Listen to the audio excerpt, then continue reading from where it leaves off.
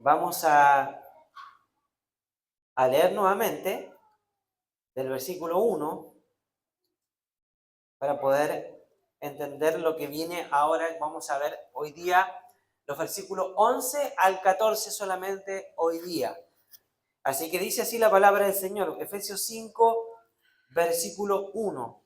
Sed pues imitadores de Dios como hijos amados y andad en amor como también Cristo nos amó y se entregó a sí mismo por nosotros, ofrenda y sacrificio a Dios en olor fragante. Pero fornicación y toda inmundicia o avaricia ni aun se nombre entre vosotros como conviene a santos, ni palabras deshonestas, ni necedades, ni truhanerías, que no convienen, sino antes bien acciones de gracias. Porque sabéis esto, que ningún fornicario o inmundo o avaro que es idólatra tiene herencia en el reino de Dios, de Cristo y de Dios. Nadie os engañe con palabras vanas, porque por estas cosas viene la ira de Dios sobre los hijos de desobediencia. No seáis pues partícipes con ellos, porque en otro tiempo erais tinieblas, mas ahora sois luz en el Señor. Andad como hijos de luz, porque el fruto del Espíritu es en toda bondad, justicia y verdad, comprobando lo que es agradable al Señor. Versículo 11, ahí vamos a leer los versículos que nos toca para hoy día. Dice, versículo 11, y no participéis en las obras infructuosas de las tinieblas, sino más bien reprendedlas, porque vergonzoso es aún hablar de lo que ellos hacen en secreto, mas todas las cosas, cuando son puestas en evidencia por la luz, son hechas manifiestas, porque la luz es lo que manifiesta todo, por lo cual dice, despiértate, tú que duermes, y levántate de los muertos y te alumbrará Cristo. Bien, hasta ahí nomás la palabra para hoy día. Y el título que le puse para hoy es La luz revela lo que la oscuridad oculta, ¿sí? En base a los versículos que acabamos de leer, 11 al 14. Por lo tanto, para introducirnos, voy a leer el libro de Juan. En el capítulo 1, el apóstol Juan decía, en él estaba la vida, haciendo énfasis en Jesucristo, ¿no? Y la vida era la luz de los hombres. La luz en las tinieblas resplandece y las tinieblas no prevalecieron contra ella. Hubo un hombre enviado de Dios, el cual se llamaba Juan. Este vino por testimonio para que diese testimonio de la luz, a fin de que todos creyesen por él. No era él la luz, sino para que diese testimonio de la luz. Aquella luz verdadera que alumbra a todo hombre venía a este mundo. Cuando Juan aquí habla de la luz, esta luz fue Jesucristo mismo, encarnado, fue la luz que nos trajo revelación con respecto a Dios en este mundo lleno de tinieblas, donde prevalecían las tinieblas. Por lo tanto, Él, Jesucristo, alumbra al hombre, ¿para qué? Para que pase del reino de las tinieblas al reino de la luz. ¿Sí? De hecho, la Escritura describe de que antes nosotros pertenecíamos a este reino de las tinieblas, pero a través de la obra de Cristo pasamos al reino de la luz. Por lo tanto, nosotros como hijos de Dios debemos ser luz, ¿no? Los creyentes somos luz. Por lo tanto, nos identificamos con la luz de Cristo al estar unido en Cristo por medio de su sacrificio y aceptarlo en nuestras vidas. Por lo tanto, el cristiano ya no debe participar de las tinieblas, sino que debe vivir con la luz que Cristo nos da. Y el versículo 9 del mismo capítulo 5 da evidencia de cuáles son los frutos de esa luz. Esto lo vimos el domingo pasado. ¿Cuáles son esa evidencia?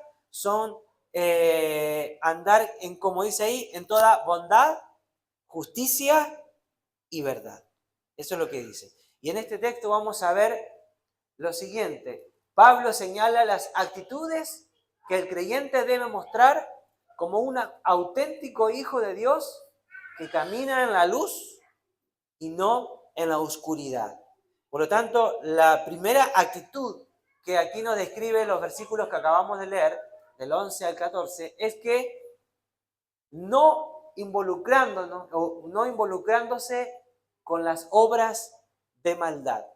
¿Sí? Esto está en los versículos del 11 al 13. Y aquí nos da un mandato. El primer mandato que nos da está en el versículo 11 al inicio, que dice el versículo 11, y no participéis en las obras infructuosas de las tinieblas. Ese es el primer mandamiento o el mandato, podríamos decir, que Pablo le da aquí a la iglesia de Corintio. Por lo tanto, este versículo que hace continúa el llamado de Pablo a vivir como hijos de luz, donde que él nos decía en el versículo 8, dice, porque en otro tiempo erais tinieblas, dice el versículo 8, mas ahora sois luz en el Señor. Y este versículo nos está animando a nosotros para poder permanecer en la luz que es Cristo.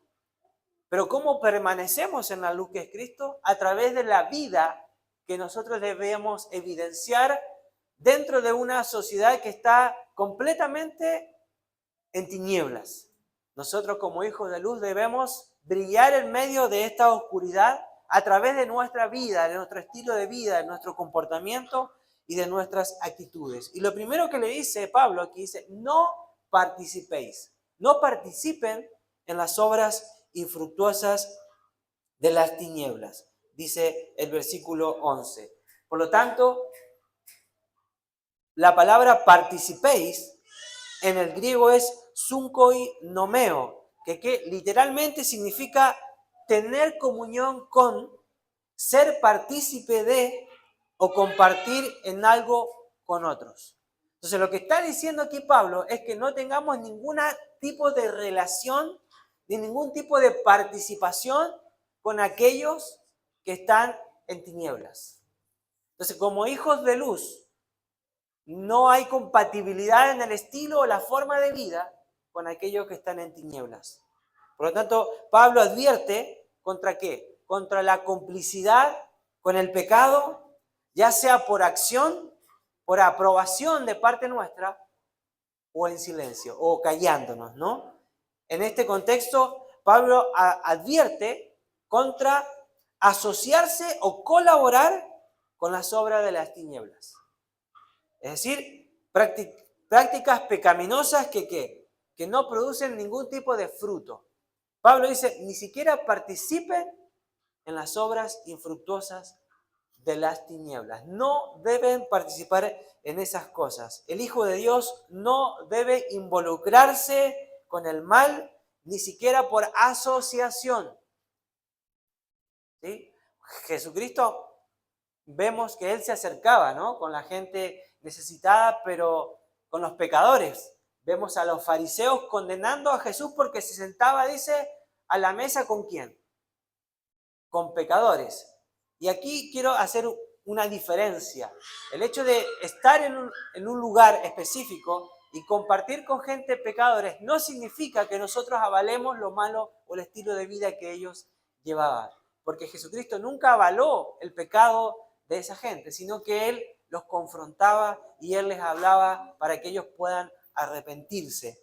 Por lo tanto, Pablo también animaba a la iglesia en Corintio para que no sea partícipe de la vida en tinieblas. Y dice, os he escrito por carta para que no os juntéis con los fornicarios, ni absolutamente con los fornicarios de este mundo, o con los avaros, o con los ladrones, o con los idólatras, pues en tal caso os sería necesario salir del mundo. Más bien os escribí que no os juntéis con ninguno que, llamándose hermano, fuere fornicario o avaro o idólatra o maldiciente o borracho o ladrón, con tal ni aun comáis, dice Pablo. El mandato aquí de Pablo es directo y sencillo. ¿Cuál es? Que los cristianos que han de producir el fruto de la luz o de justicia o andar en luz no deben tener ningún tipo de relación alguna con las obras infructuosas de las tinieblas. Y la palabra que dice infructuosa ahí, en las obras infructuosas de las tinieblas, son aquellas que no producen vida, justicia, ni verdad, ni nos da, ni tampoco es algo vacío, porque la palabra infructuoso en el original es acarpos, que literalmente infructuoso significa sin fruto, algo estéril y algo improductivo. Por lo tanto, cuando Pablo dice no participéis en las obras infructuosas de las tinieblas, está diciendo no participen en aquellas cosas que no le producen fruto a su vida espiritual. El creyente está llamado a no invertir su vida en lo que no produce fruto para la eternidad de uno. Infructuoso nos recuerda que el pecado es algo estéril, que no produce verdadera alegría ni propósito. Al contrario, el pecado produce condenación y nos produce separación de parte de Dios. Y esto se puede aplicar a nuestras vidas cuando nosotros hablamos con mentira o con engaño, y participamos en chisme, en difamación o manipulamos la verdad. Eso es andar en las obras infructuosas de la carne o en algún tipo de inmoralidad, involucrándonos en prácticas contrarias a la santidad de parte de Dios que pide de nosotros. Estamos participando en esas obras infructuosas que no producen fruto a nuestra vida espiritual. O cuando usamos palabras ofensivas, palabras vulgares o palabras destructivas que no edifican. Estamos participando en estas obras infructuosas que dice Pablo aquí de la carne. Por lo tanto, como hijo de Dios, tenemos que tener cuidado y ver qué es lo que nos edifica y qué es lo que no edifica. ¿El estar en tal lugar me produce a mí bendición o me lleva a mí a ser partícipe o apartarme más del Señor? Y en eso tenemos que tener cuidado. Y Pablo dice, ni siquiera participen en esas cosas. No le den lugar a esas cosas que nos pueden producir daño y alejarnos del Señor. Lo segundo que dice es que, ¿cuál es la comisión que nos da aquí? Versículo 11b dice, sino más bien, ¿qué hay que hacer? Dice, reprenderlas, ¿no? No involucrarse, sino dice, reprender a esas cosas.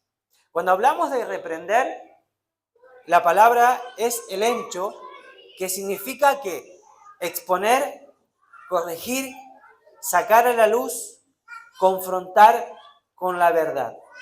Lo que Pablo está diciendo aquí es que cuando vemos algo que no está bien, cuando vemos algo que produce daño en nuestra vida espiritual, cuando vemos que hay algo que trae pecado, Pablo dice, no participes de ello, sino que debes reprenderla. ¿Qué está diciendo? Se debe exponer, se debe confrontar o sacar a luz lo que está mal. Esto puede implicar tanto denunciar públicamente como corregir a alguien, ¿no? Con firmeza en la vida, en la parte personal. Quiero destacar esto y es sumamente importante, ¿no? No se trata solo de criticar o regañar a alguien por su conducta, por su estilo de vida, sino de sacar a la luz lo oculto. ¿Para qué? Para que esa persona o ese ser pueda ser transformado, pueda ser restaurado. Esto se puede aplicar en nuestras vidas, por ejemplo, cuando corregimos a algún hermano que está en pecado, buscando la restauración de ese hermano, para que pueda volverse al Señor. Y también, ¿qué tenemos que hacer cuando la palabra de Dios ilumina nuestras vidas, ¿no? Iluminar con la palabra de Dios en la cultura donde nosotros vivimos. Pero que la cultura muchas veces trata de normalizar lo que se contrapone contra Dios, ¿no? Por ejemplo, hay personas que dicen, se normaliza que hay que darle rienda suelta al placer y que el placer es el fin supremo de las cosas, ¿no? Pero Dios nos llama ¿a qué? A tener una vida de santidad y de dominio propio. Eso es lo que se conoce como hedonismo, donde uno le dice, disfruta mientras a ti te dé placer, haz lo que quieras, ¿no? Y también estamos en una sociedad donde antiguamente lo que era malo hoy es bueno, ¿no? Y lo que quizás era bueno hoy no es tan bueno, es todo relativo. Y la sociedad te dice, no hay nada absoluto, todo es relativo, porque lo que es bueno y agradable para ti, quizás para mí no lo sea, pero tú disfruta ya lo que quieras. En cambio, lo que enseña la palabra del Señor, que Dios es un Dios absoluto, no es relativo. Para Dios no hay términos medios, por lo tanto, eso es sumamente importante. Dice, ni siquiera participes si no debes reprenderla. Por lo tanto, el propósito para cuando uno confronta es transformar y llamar al arrepentimiento. No humillar, ¿no? ¿Y cómo reprendemos las obras infructuosas de la que dice Pablo de las tinieblas? Nosotros, como hijos de Dios, debemos reprenderlo con nuestra forma de vida, con nuestro testimonio personal. Y eso implica vivir con integridad en medio de ambientes hostiles, en medio de ambientes corruptos, ya sea en el colegio, en nuestro trabajo, ¿no?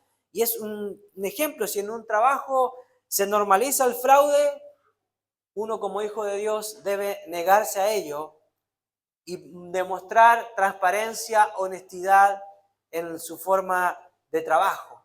Está contrarrestando las obras infructuosas de las tinieblas. No ser partícipe ni darle lugar a esas cosas. Y hablar siempre con la verdad. Si alguien justifica la mentira como un medio necesario, ha dicho, al fin justifica los medios, ¿no? Si alguien justifica la mentira como algo necesario, el cristiano siempre debe hablar con la verdad.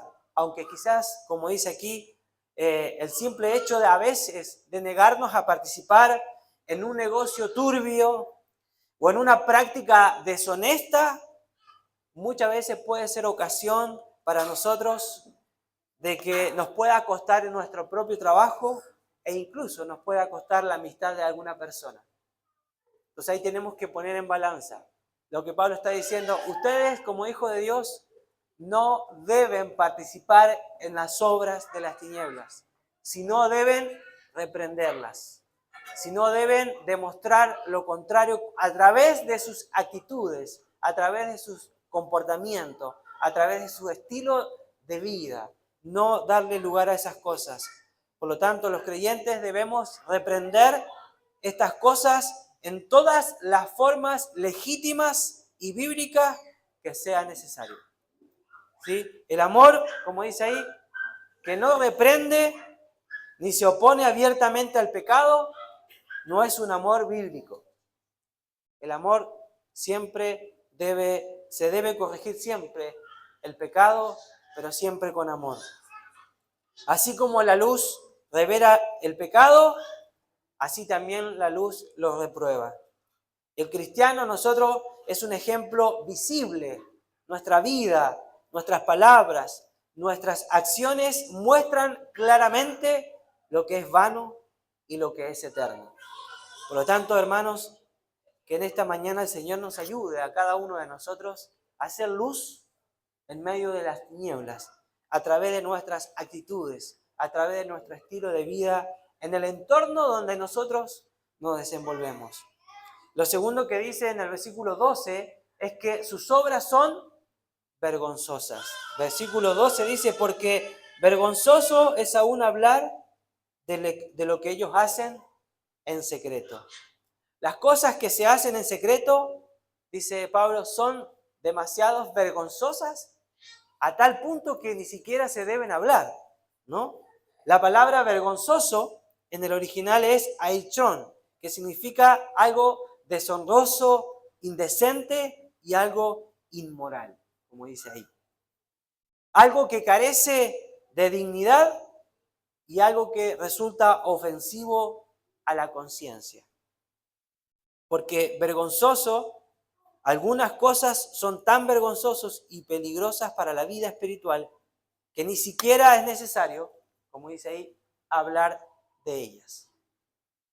Ni siquiera hay que hablar de esas cosas porque no tienen trascendencia poder profundizar en esos temas.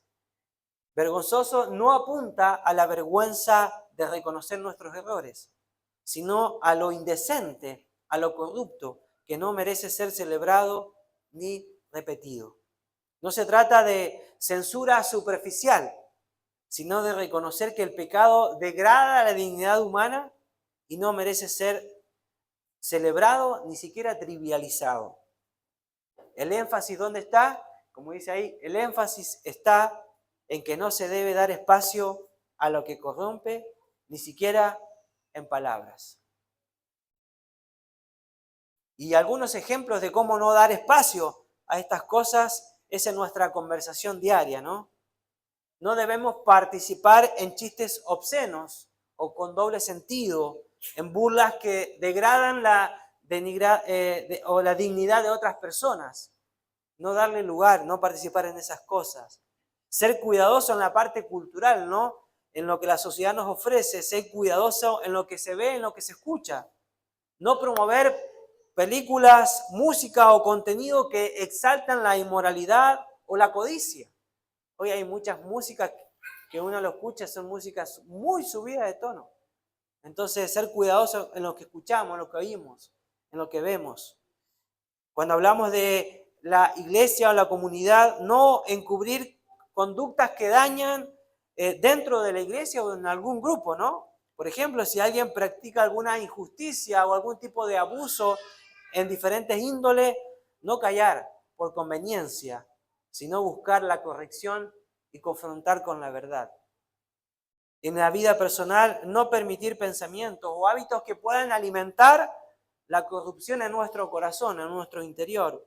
Debemos cortar con aquellas prácticas secretas que puedan esclavizar nuestra vida, como la pornografía, las adicciones y muchas otras cosas que nos puedan llegar a dañar.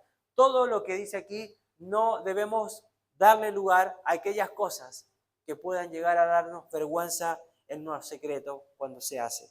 Podemos dar el diagnóstico o la solución de Dios para estos problemas y estos pecados sin presentar todos sus detalles sórdidos. No es necesario, porque dice Pablo, porque aún es vergonzoso hablar de lo que ellos hacen en secreto. Y esto nos lleva a la tercera recomendación, que es la luz muestra el verdadero carácter de las obras. Versículo 13. Mas todas las cosas, cuando son puestas en evidencia por la luz, dice, son hechas manifiestas.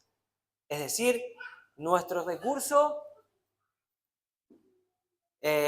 para exponer el mal es la misma palabra de Dios, que es luz, ¿no? El salmista decía, lámpara es a mis pies tu palabra, ¿no? Y lumbrera a mi camino. Hay otro salmo, el Salmo 119, 130, dice, la exposición de tus palabras alumbra, hace entender a los simples.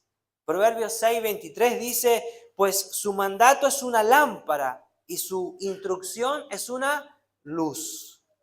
Y segunda de Timoteo habla en este texto tan conocido, dice que toda la escritura es útil para enseñar, para redarguir, para corregir y para instruir en justicia.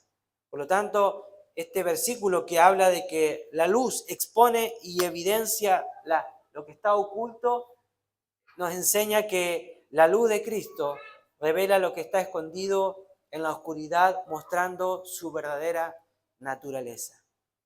Cuando el pecado es revelado, pierde su carácter de escondido, ¿no? Porque su fealdad disimulada se vuelve patente y pública ante los ojos del Señor. De hecho, en la época de las tiendas orientales, en esa época, no es como las tiendas que hoy nosotros conocemos aquí, de este lado del mundo. Normalmente las tiendas tienen vitrinas, tienen, porque entra y puede entrar luz, pero las tiendas en ese tiempo eran sin ventanas, era algo oscuro, solamente una puerta tenía. Entonces la persona que iba a comprar algo a la tienda, antes de comprarlo, tenía que salir a la calle y poder ver con la luz si lo que iba a comprar estaba en buen estado, si tenía algún detalle o si tenía alguna falla. De esa manera, ¿qué hacía? Trataba de que, para que la luz ¿qué? Pueda revelar o ver los defectos que eso que ella quería comprar podía llegar a tener. Por lo tanto, ¿qué la hace la luz? La luz no destruye, sino que la luz hace que las cosas se vean como realmente son. Y la palabra de Dios, cuando nos confronta a nuestro corazón, en nuestro interior, hace que nosotros, a la luz de su palabra, nos veamos como realmente somos. porque la luz todo lo ilumina y no hay nada oculto en nuestro corazón que se pueda esconder a la luz del Señor, a través de la luz de su palabra. Cuando dice que estas son puestas en evidencia por la luz no solo muestra lo que está mal, sino que trae conciencia y posibilidad de transformación. Porque ¿cuál es el objetivo de que lo que esté oculto sea revelado o iluminado? El objetivo no es la condenación, sino que el objetivo es poder transformar y restaurar esa vida y ese corazón que está en tinieblas. Siempre va a ser el objetivo la restauración y no la condenación. Dice la palabra que más todas las cosas cuando son puestas en evidencia. La palabra evidencia en el original es elencho, que es la misma palabra que se utilizó en el versículo 11 de reprender, ¿no? Y su sentido aquí, ¿cuál es? Es exponer, mostrar, sacar a luz, convencer del error. Entonces lo que está diciendo es que la palabra, cuando la luz ilumina, la palabra, ¿qué hace? Pone en evidencia, expone, muestra y saca a luz lo que está oculto en esa vida y en ese corazón. Es decir, es hacer visible lo oculto, revelar lo que estaba escondido en las tinieblas. ¿Sí? La manera más eficaz de limpiar los rincones de nuestros corazones y de cualquier persona dentro de la sociedad en la que estamos viviendo es exponerlos a la luz de la palabra de Dios. De hecho, el apóstol Juan dice en el capítulo 3, versículos 19 y 20, dice, y esta es la condenación, que la luz vino al mundo. Y los hombres amaron ¿qué? Más las tinieblas que la luz. ¿Por qué? Porque sus obras eran malas. Porque todo aquel que hace lo malo aborrece la luz y no viene a la luz. ¿Por qué? Porque para que sus obras no sean reprendidas. ¿Sí? Normalmente aquel que vive en tinieblas y en oscuridad evita acercarse a la luz para que sus obras no puedan ser expuestas, no pueda evidenciarse el estilo de vida o lo que hay en su corazón. El creyente, ¿cómo se limpia? Se limpia de todo pecado, ¿cuándo? Cuando viene a Cristo con un corazón rendido. De hecho, el apóstol Juan en 1 Juan capítulo 1, en los versículos 5 al 7 dice, este es el mensaje que hemos oído de él y os anunciamos. Dios es luz y no hay ningunas tinieblas en él. Si decimos que tenemos comunión con él y andamos en tinieblas, mentimos y no practicamos la verdad. Pero si andamos en luz, como él está en luz, tenemos comunión unos con otros. Y la sangre de Jesucristo, su Hijo, nos limpia de todo pecado. Amén. Si decimos que andamos en luz, dice, debemos andar en comunión con el Señor. Y lo interesante es que este mismo capítulo del 1 de Juan, unos versículos más adelante, en un versículo tan conocido, dice, bueno, y si alguno está en tinieblas y si alguno ha cometido pecado, dice el versículo 9, si confesamos nuestros pecados, ¿qué hace el Señor? Él es fiel y justo para perdonar nuestros pecados y limpiarnos de toda maldad. Qué interesante, ¿no?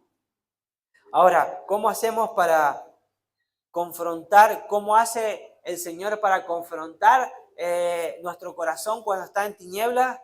Supongamos que hay una persona que guarda resentimiento en su corazón, odio, rencor o algún tipo de pecado oculto y secreto.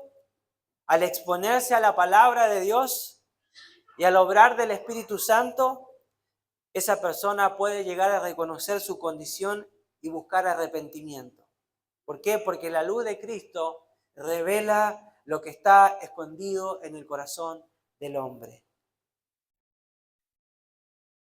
Cuando en la iglesia hay actitudes de personas con doble intención, con actitud de hipocresía, ¿qué se hace? Se hacen evidentes cuando cuando se confronta con la enseñanza bíblica. ¿Qué hace la luz? La luz de Cristo purifica la comunidad y llama a tener una vida de autenticidad, sin mostrar algo que no somos, sin fingimiento, como dice las Escrituras. ¿Por qué? Porque la razón es que la luz lo revela absolutamente todo. Y no hay nada oculto que no haya de manifestarse.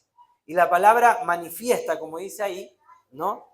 Porque dice que más todas las cosas cuando son puestas en evidencia por la luz son hechas manifiestas. Y la palabra manifiesta es paneró, que significa hacer visible, mostrar, revelar, traer a la luz lo que estaba oculto. Entonces, cuando la luz de Cristo entra en nuestros corazones, las obras de las tinieblas se hacen manifiestas. ¿Qué quiere decir? Se hacen claramente visibles ante los ojos de Dios, ante los ojos de su palabra. Manifiesta no es solo mostrar lo malo, sino también transformar lo oculto en algo que puede ser corregido, restaurado y redimido en el corazón de la persona. Manifiesta nos recuerda que la transformación y la integridad son frutos de la luz de la palabra del Señor. Y aquí terminamos con la última versículo, que es la iluminación de Cristo. Que dice, por lo cual dice, despiértate tú que duermes y levántate de los muertos y te alumbrará Cristo. Aquí hay un debate entre varios teólogos porque este texto que encontramos en el versículo 14 no es algo que Pablo escribió, literalmente él. Algunos teólogos dicen que era un himno y donde hacía alusión al bautismo. Si usted lee el versículo, tiene un poquito de relación con lo que es el bautismo. Algunos teólogos dicen que era un himno que se cantaba en la iglesia primitiva cuando se llevaba a cabo el bautismo, que se hacían aquellos que pasaban del paganismo al cristianismo y se bautizaban aceptando a Cristo como su Señor, el Señor de su vida.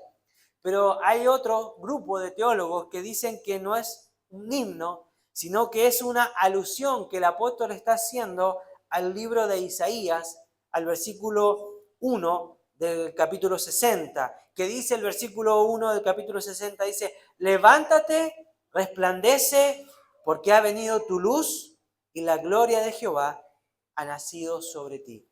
Entonces, lo que algunos comentaristas dicen es que el apóstol Pablo toma ese texto del profeta Isaías y lo toma para poder darle el significado profético que esa luz que Isaías había anunciado se cumplió en la vida y obra de Jesucristo.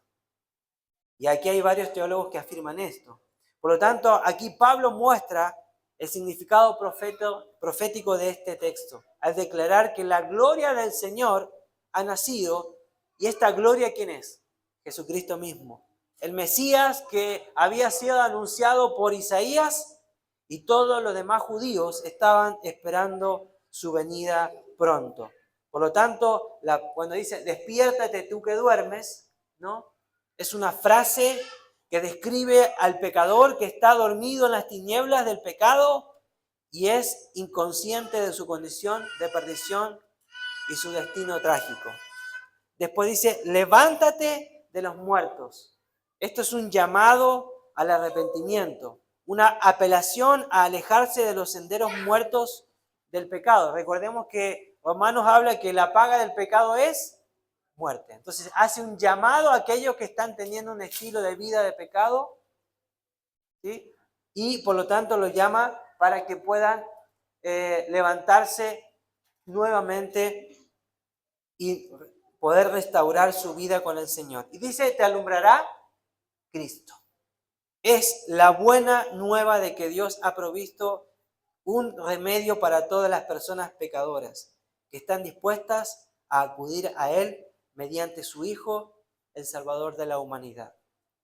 Y hay un texto en el Antiguo Testamento donde prácticamente parece similar también a lo que Pablo está diciendo aquí, que es también en el libro de Isaías, en el capítulo 55 y versículos 6 y 7 dice: buscad a Jehová mientras pueda ser hallado, llamadle en tanto que está cerca. Deje el impío su camino y el hombre inicuo sus pensamientos, y vuélvase a Jehová, el cual tendrá de él misericordia, y al Dios nuestro, el cual será amplio en perdonar. Amén. Los creyentes, los hijos de Dios, debemos andar en luz, y al hacerlo debemos reprender a otros creyentes, cualquiera sea su obra, que esté andando en oscuridad, para que pueda volver y caminar en la luz que es Cristo. Nosotros somos llamados a despertarnos del sueño y levantarnos para andar y caminar en la luz que es Cristo. Este es un mensaje de esperanza, ¿no? Nadie está demasiado dormido o demasiado muerto para ser alcanzado por la luz de Cristo. Amén. Por lo tanto, esto es a modo de conclusión y reflexión. El creyente está llamado a hacer luz en medio de la oscuridad de este mundo. Y hay un texto muy conocido que se encuentra en el libro de Mateo, que quizás lo haya leído, que el Señor le dice: vosotros sois la luz del mundo. Dice: una ciudad asentada sobre un monte no se puede esconder. Dice: enciende una luz y se pone debajo de un almud, sino sobre el candelero, y alumbra a todos los que están en casa. Así alumbre vuestra luz delante de los hombres, para que vean vuestras buenas obras y glorifiquen a vuestro Padre que está en los cielos. Esto no es una opción, es una identidad que nosotros como hijos de Dios tenemos en Cristo: ser luz en medio de la oscuridad, en medio de las tinieblas. Por lo tanto, la fe no se vive en secreto. La iglesia está llamada a ser referente y testimonio en medio de la sociedad. La luz, ¿cómo se manifiesta? Se manifiesta en buenas obras, a través de los actos de justicia, de misericordia y de amor. Nosotros somos quienes reflejamos la luz de Cristo en medio de esta sociedad que está en tinieblas constantemente.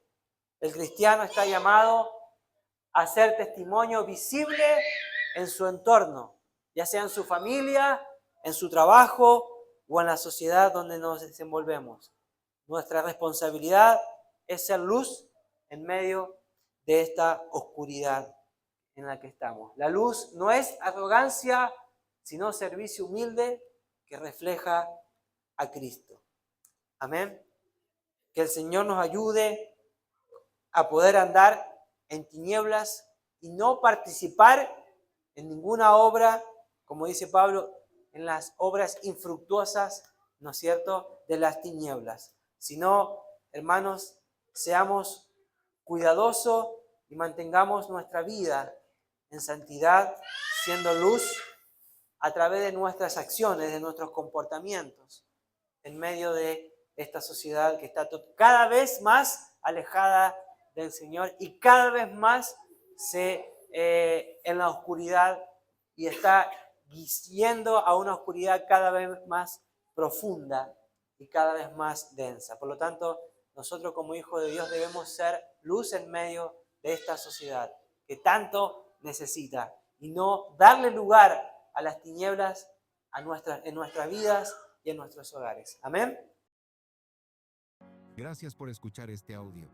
Esperamos que haya sido de bendición para su vida. Para más videos y prédicas ingrese a nuestro canal de YouTube.